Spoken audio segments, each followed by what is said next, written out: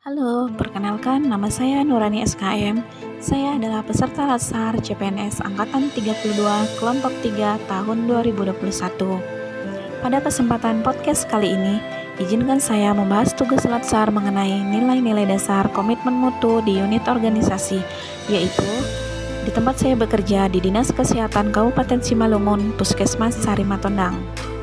Dalam hal pemeliharaan dan mewujudkan pemerintahan yang baik dan bersih, mutu menjadi aspek penting untuk dikedepankan. Beberapa penerapan nilai yang terkait komitmen mutu ini adalah: yang pertama, efektivitas.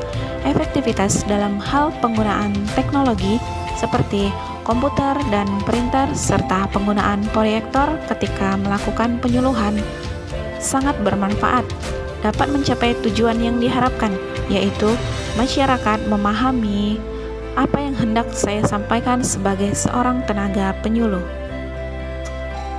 Nilai penerapan selanjutnya yakni efisiensi. Efisiensi merupakan penggunaan peralatan dan fasilitas kantor untuk mencegah terjadinya pemborosan. Sebagai contoh, dalam hal penggunaan ATK, maka perlu adanya orang yang bertanggung jawab untuk melakukan pengamprahan, dan pengamprahan dilakukan sesuai dengan kebutuhan. Selain itu, contoh lain dalam penerapan efisiensi di tempat kerja yaitu saya sebagai seorang penyuluh menggunakan alat-alat penyuluhan atau metode penyuluhan tanpa berlebihan, tetapi tetap mengedepankan cakupan pengetahuan masyarakat.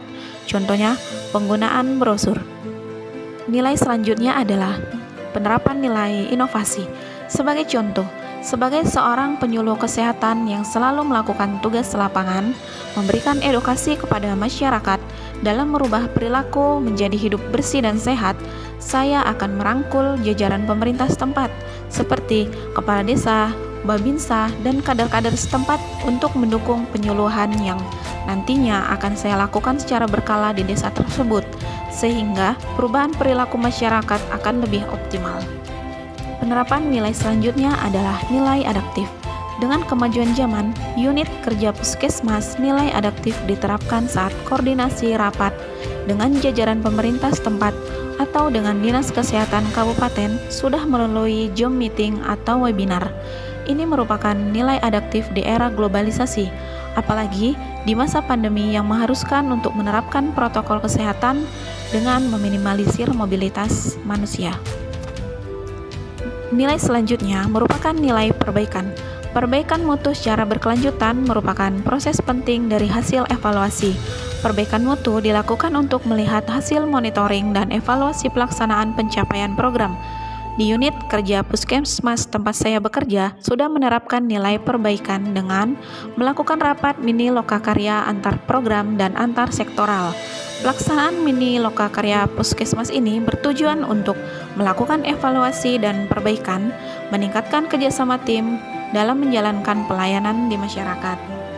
Atau saya ambil contoh lain, saat di lapangan, saya sebagai seorang tenaga penyuluh melakukan evaluasi terhadap program penyuluhan yang sudah saya lakukan. Misalnya penyuluhan mengenai bahaya rokok di masyarakat.